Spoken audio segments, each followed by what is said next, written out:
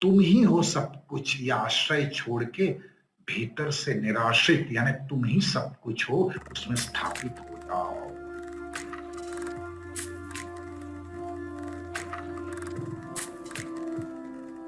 What a beautiful knowledge today.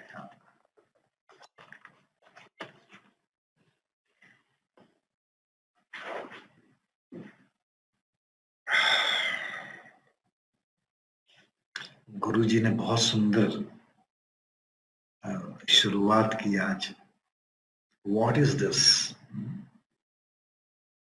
ये क्या है? और ये जानने की इच्छा बचपन से हमें होती है ना? एक छोटा बच्चा अजीब अजीब से प्रश्न पूछता है ना?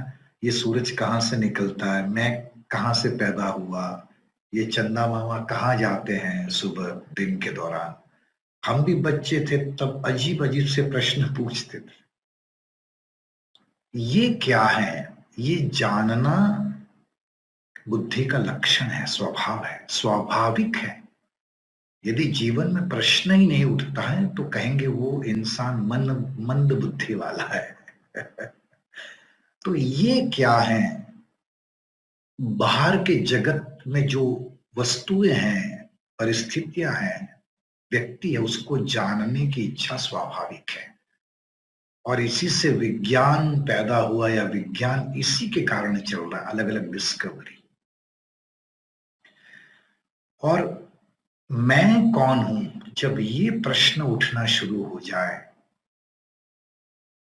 तब हम कह सकते हैं जीवन में एक अलग प्रकार की प्रौढ़ता, परिपक्वता आई है। और ये दोनों जरूरी है।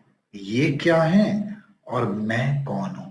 किसी एक की तरफ ज्यादा झुकाव होगा तो आप जीवन में पूर्णता महसूस नहीं कर पाएंगे। अकेली साधनाएं करते रहो 24 घंटे तो जीवन बहुत सीमित लगेगा। और अकेले ये क्या है, ये क्या है, कुतूहलता रख के बहुत सारी जानकारी प्राप्त कर लोगे तो भी भीतर ज्वर पैदा हो जाएगा। तो दोनों का कॉम्बिनेशन जब होता है तभी जीवन में पूर्णता महसूस होती है। आप देखना अक्सर रूटीन लाइफ में कोई पूछता है भाई आप कौन हो, तो या तो मैं आनंद हूं, है ना? मैं वैष्णव संप्रदाय से बिलोंग करता हूं, मैं बी मैकेनिकल इंजीनियर हूं, राइट नाउ मैं full time art of living faculty हूं, मैं हिंदू हूं, मैं भारतीय हूं। इस तरह की आइडेंटिटी से हम अपना परिचय देते हैं। है कि नहीं? हम कौन हैं वो नहीं बताते। मैं अभी क्या कर रहा हूं या मैंने क्या अर्जित किया इतने सालों में, वो ही हम शब्दों में बताते हैं। बड़ी ये सूक्ष्म बात है। हाँ? तो जीवन का पहला प्रश्न, बच्चा जब पैदा हो, ये क्या है, वो क्या है, कैसे हुआ, ये मैं, ये क्या है, वहां से जीवन की शुरुआत होती है। और जीवन का जब अंत आता है तो मैं कौन हूं। पूरा जीवन ये क्या है और मैं कौन हूं, ये दो प्रश्नों के बीच की जो यात्रा है वही जीवन है। और सचमुच यदि जीवन में एक जिज्ञासावश प्रश्न उठे कि मैं कौन हूं वास्तव में, तो जस्ट पैट योर बैक कि नाव एक प्रौढ़ता, परिपक्वता आई है हमारे भीतर।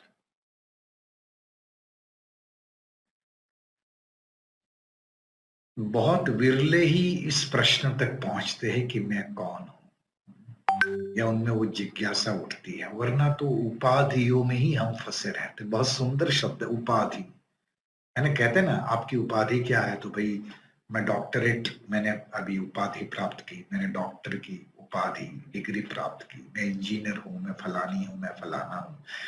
और इसी आइडेंटिटी को हम खुद समझ बैठते हैं।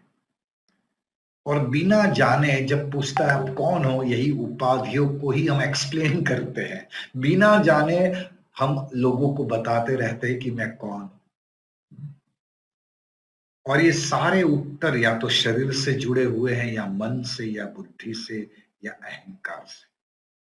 समझ रहे हो? ये उपाधियां उसी को पकड़ के रखती है और हमारा मन बाहर की ओर भटकाती रहती है। हम वास्तव में मैं कौन हूं उस अनुभूति से वंचित रह जाते।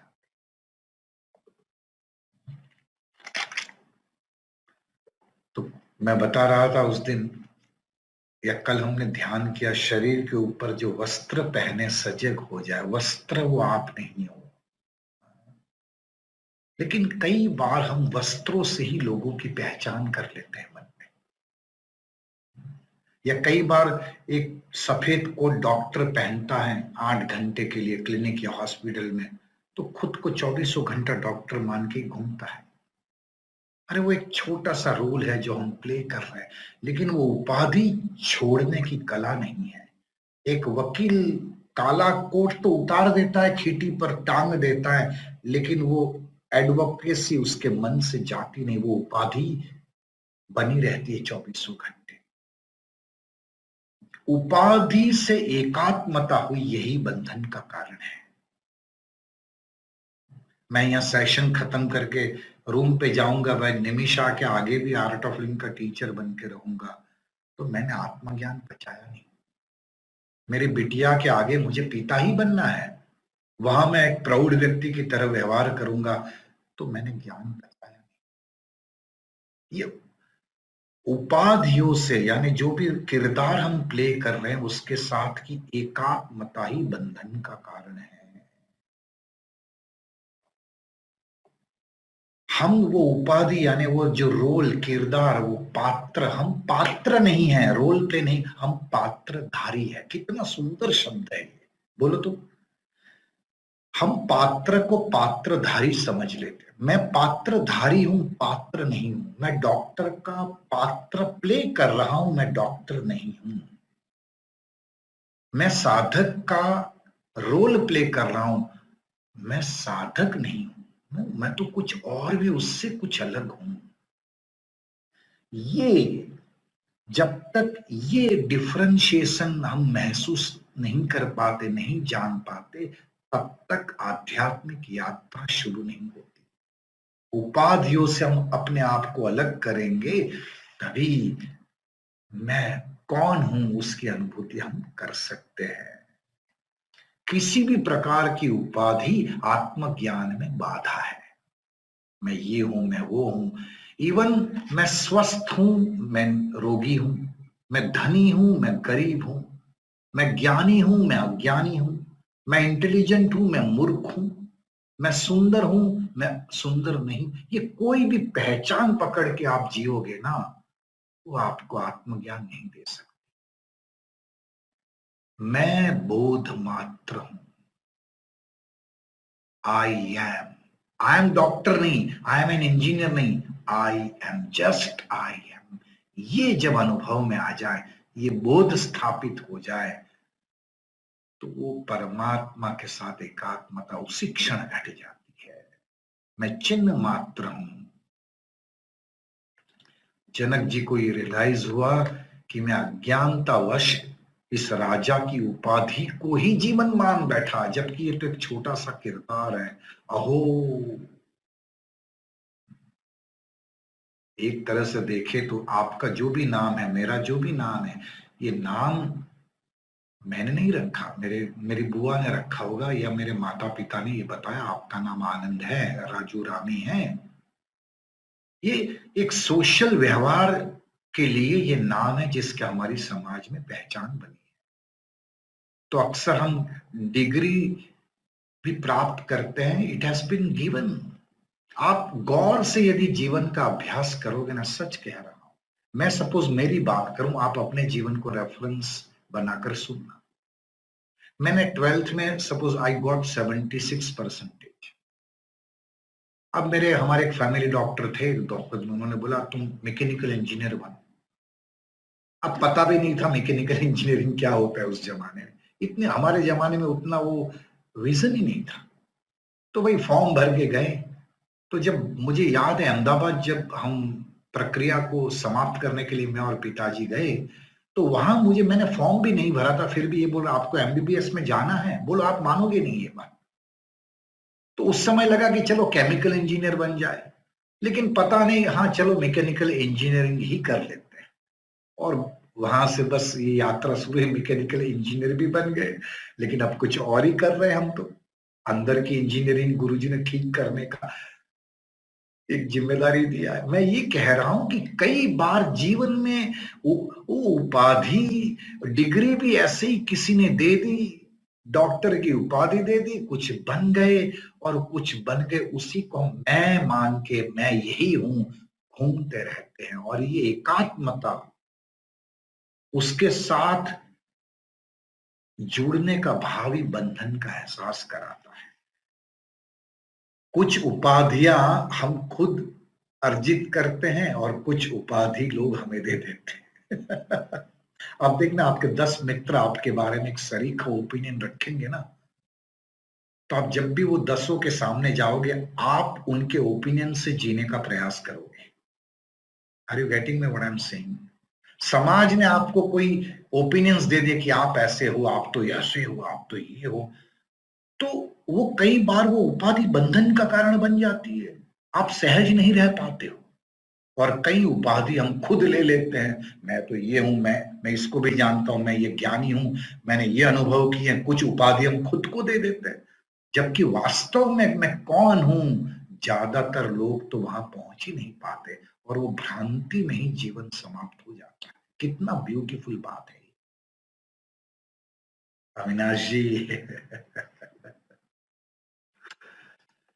अज्ञान से उपाधि को मैं समझ रहा था, तो गुरु जी कहते हैं, जनक जी को रियलाइज हुआ अष्टावक्र की बात सुनकर कि मैं हर दिन अब थोड़ी देर विश्राम करूंगा, और इस ज्ञान को मैं मनन करूंगा कि मैं बोध मात्र हूं, मैं कोई लिंग, स्त्री या पुरुष नहीं हूं, मैं ये लिंग से परे मैं हूं बस।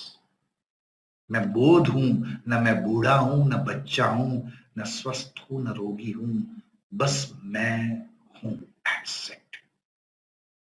ये बोध को मैं हर दिन विश्राम में अनुभव करूंगा, ये इसका स्मरण करूंगा, जिससे उपाधियों में मैं फंसू नहीं।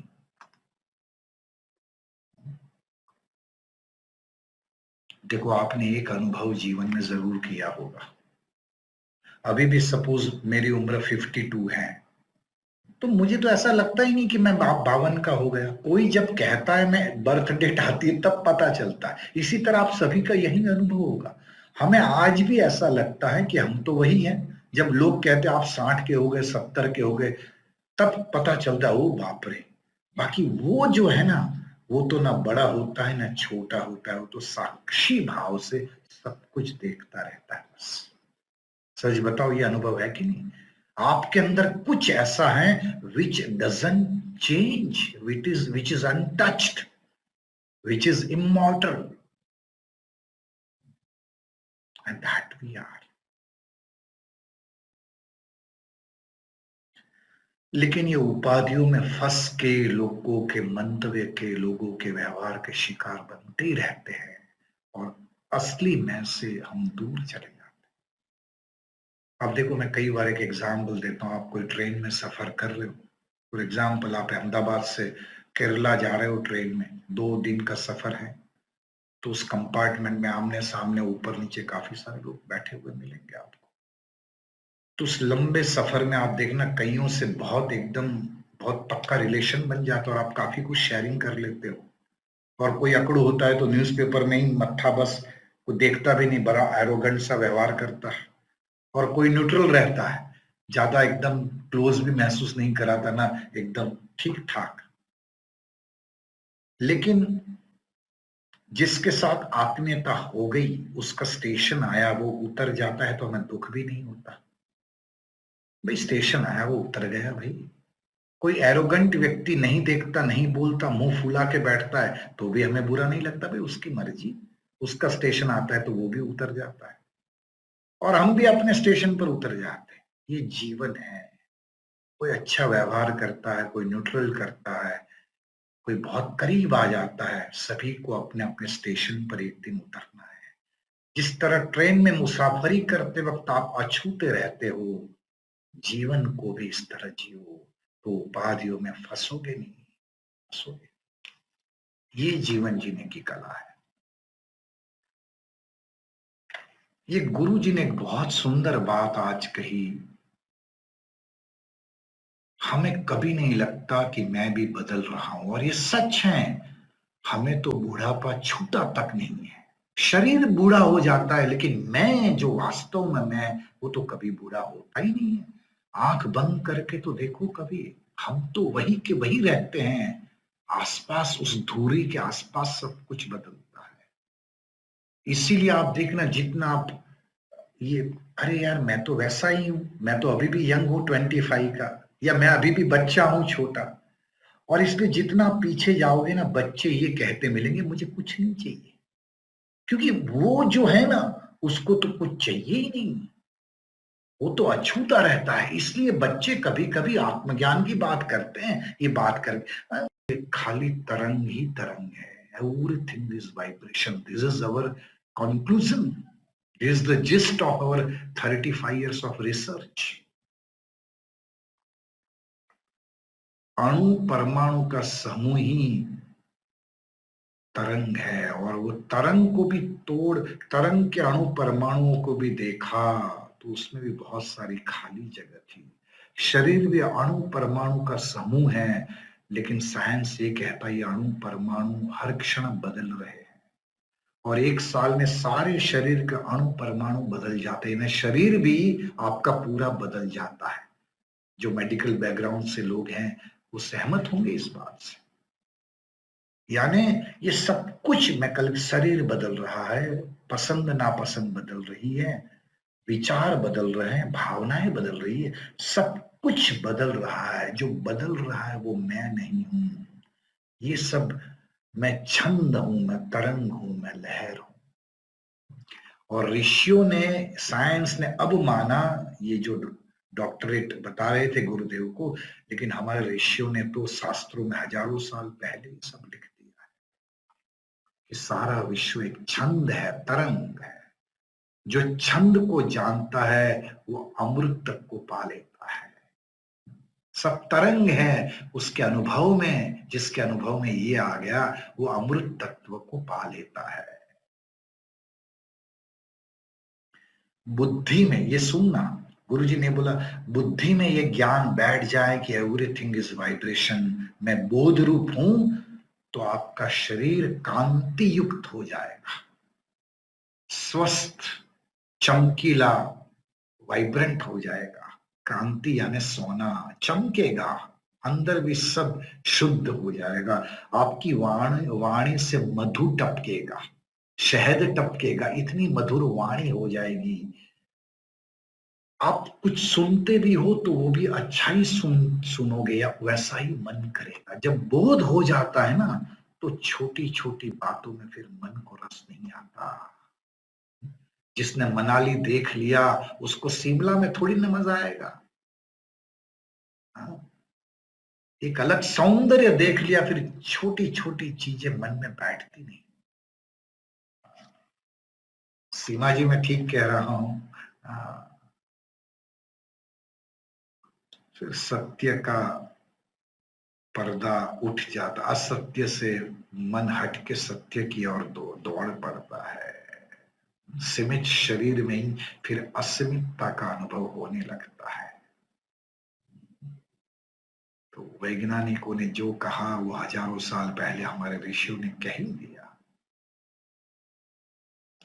शरीर भी कुछ नहीं है, संसार भी कुछ नहीं है, सब वाइब्रेशन है। तो फिर मन निर्विकल्प हो जाता है। ये सब गब्बर सिंह है। शोले मूवी में यही तो कहते हैं, बेटा सो जा नहीं तो गब्बर सिंह आएगा। तो बच्चा डर के मारे सो जाता था। गब्बर सिंह तो कोई आता ही नहीं था, डराने वाला गब्बर सिंह। तो जीवन में ऐसे ही हम काल्पनिक भय से पीड़ित रहकर बंधन का अनुभव करते हैं, और उपाधियों से एकात्मता, क्योंकि उपाधि में सुरक्षितता दिखती है, इसलिए व्यक्ति वो आइडेंटिटी पर आश्रित हो जाता है। भय के कारण ही, भयभीत होने के कारण ही हम उपाधियों के साथ एकात्मता महसूस करते हैं। आप देखना कई बार हम लोग आर्ट ऑफ लिविंग में जब से जुड़े, हम सभी की बात है, तो कोई अघटित घटना घटती है तो हम बिल्कुल शांत और हम टेंशन में नहीं आते, है ना? तो समाज इसको एक्सेप्ट नहीं कर पाता। भाई ऐसा हुआ तो टेंशन तो आना चाहिए, चिंता तो होनी चाहिए, तुमको चिंता भी नहीं होती, यानी तुम में कुछ गड़बड़ है। जब आप आत्मज्ञान के मार्ग पर होते हो ना, तो लोगों को समझाना बड़ा मुश्किल है कि आप ऐसी परिस्थितियों में भी भीतर से समता और मन में प्रसन्नता कैसे बनाए रख सकते हो। तो इसलिए गुरुजी कह रहे हैं, इसलिए ज्यादा से ज्यादा लोगों को ध्यान और ज्ञान के साथ जोड़ो, एटलीस्ट लोग हमें समझ पाए कि हम समता में क्यों रहते हैं। कितनी ब्यूटीफुल बात है। लोगों को ध्यान की एक झलक भी मिल जाए ना, तो भ्रम शांत होगा। जो आश्रित है अपनी उपाधियों में, वो महसूस करेंगे कि मैं तो निराश्रित हूं। आश्रय किसको चाहिए? जो कमजोर हैं, जो भय से पीड़ित हैं, जो ऐसा समझता है कि कहीं और आश्रय ले लूं तो मैं शांत हो जाऊंगा, सुरक्षित हो जाऊंगा। लेकिन आपको ये एहसास हो गया कि मैं हूं, वही सब जगह है जो मेरे में है, तो आप किसी पर आश्रित होना क्यों चाहेंगे? फिर आप निराश्रित अनुभव करते हो। ये निराश्रित गुरुजी जो कह रहे हैं वो अलग है। बेसहारा लोगों को आश्रय चाहिए, निराश्रित है, वैसी व्याख्या सामाजिक व्याख्या है। लेकिन ये आध्यात्मिक व्याख्या है, निराश्रित हूं मैं तो मैं ही हूं हर जगह, तो मैं किस पर आश्रित हो जाऊं, किसका आश्रय लूं? मैं खुद ही हूं सब कुछ। जो उपाधि लेके जी रहा है, यही बंधन का कारण है। मैं गृहिणी हूं, मैं डॉक्टर हूं, मैं उद्योगपति हूं। आप देखना कई लोग इसी पर आश्रय टिका के पूरा जीवन जीते हैं, और उनसे वो उपाधि जब कोई छीनता है ना, वो एकदम डिप्रेशन में आ जाते हैं। Have you had this experience?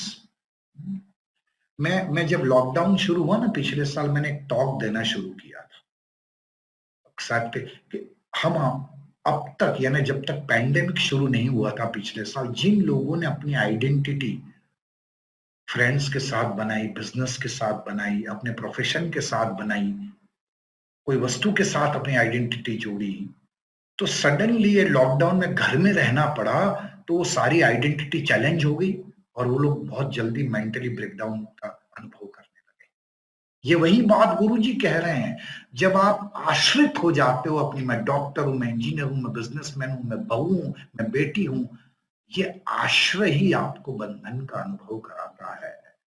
इसी तरह कई लोग धर्म पर आश्रित होते हैं, और इसीलिए धर्म के विरोध में कोई बोलता है तो मरने मारने को तैयार हो जाते। इराक का एग्जाम्पल दिया। लेकिन जिसको बोध हो गया मैं मनुष्य हूं, मनुष्य हूं, फिर मन वो छोटी छोटी बातों में अटकता नहीं। लोग अपनी अस्मिता के लिए ही मरते मारते हो और जीवन को बर्बाद कर देते हैं। लेकिन जब होश जगता है जीवन में ज्ञान के द्वारा, तभी ये सारी भ्रांतियां शांत होती हैं, और वो धर्म पर कहो या प्रोफेशन पर कहो या व्यक्तियों पर, वो आश्रय छूटता है, और मैं ही हूं सब कुछ, मैं निराश्रित हूं, मैं निर्विकल्प हूं, उसकी अनुभूति स्थापित होने लगती है। अहो अहो। तो गुरु जी कहते हैं, बैसाखी छोड़ो, आश्रित जिस पर हो, तो बैसाखी क्लचेस छोड़ो। तुम ठीक ही हो, तुम अकेले ही हो हर जगह, तुम ही हो सब कुछ। ये आश्रय छोड़ के भीतर से निराश्रित, यानी तुम ही सब कुछ हो, उसमें स्थापित हो जाओ।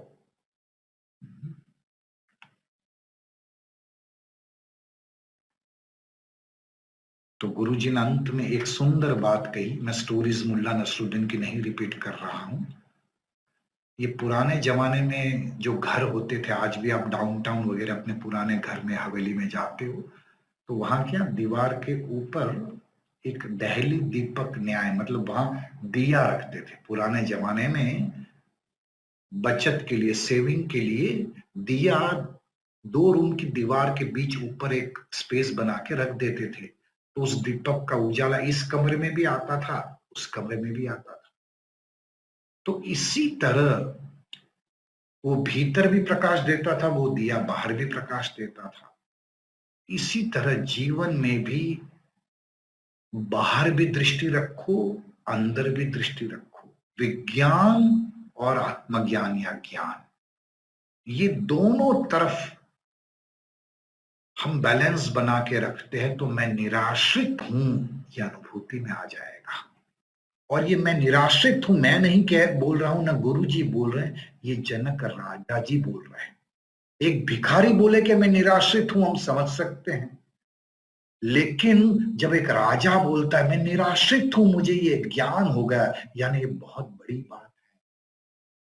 समझ रहे हो बात को? ये शब्दों में कई बार समझाना चैलेंजिंग हो जाता है। जनक की सारी भ्रांति शांत हुई। ओ, मैं राजा को ही मैं समझ बैठा था, मेरी भ्रांति शांत हुई। मैं तो वही हूं, निर्विकल्प हूं, मैं खाली हूं। ये दुनिया भी खाली है, शरीर भी कुछ नहीं है, ये ढांचा भी पूरा खाली और पोल है। मैं तो वही हूं, जैसे ये अनंतता है। तो बस आज रात को गुरुदेव ने यही बोला कि ये भाव से सो जाना कि मैं कुछ भी नहीं हूं, आई एम नथिंग।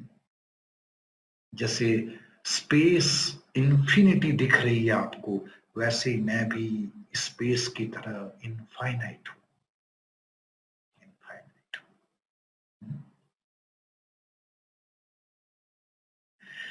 दो लाइन गा के समाप्त करते हैं।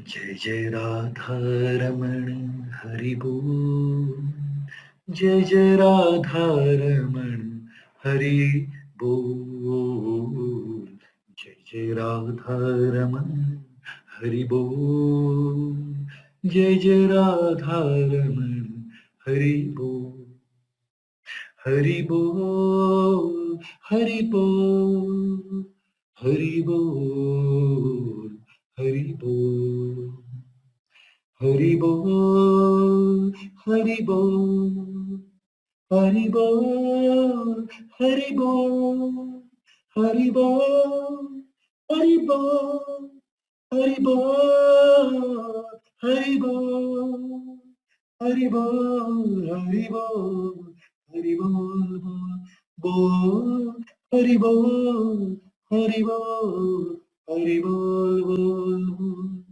हरि बोल, हरि बोल। जय राधा रमण हरि बोल, राधा रमण हरि